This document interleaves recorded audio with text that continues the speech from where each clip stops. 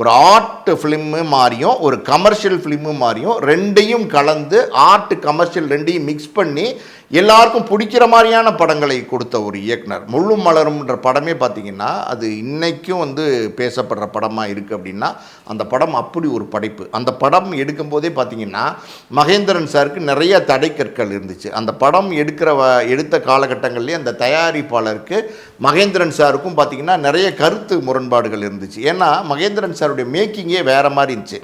அது வரைக்கும் தமிழ் சினிமாவில் ஒரு படங்கள் எடுத்துகிட்டு இருந்த இயக்குனர்கள் அவர்களுடைய படைப்புகள் அது வேற மாதிரி இருந்துச்சு. மகேந்திரன் சாருடைய படைப்பை பார்க்கும்போது அது வேற என்னமோ சொல்ல வராருன்னு இருந்தால் கூட ஒரு கமர்ஷியலாக இல்லை அப்படிங்கிற மாதிரி அந்த படத்தினுடைய தயாரிப்பாளர் வேணு செட்டியார் இருக்கார் இல்லையா, அவர் வந்து மகேந்திரனை வந்து கூப்பிட்டு திட்டுறாரு. அதாவது வந்து நீங்கள் என்னங்க படம் எடுத்து வச்சுருக்கீங்க, என்னோட மொத்த காசுமே போச்சு, ₹1 கூட இதில் வந்து தேராது, வீணாக போச்சு என்னோட காசு அப்படின்னு திட்டுறாரு.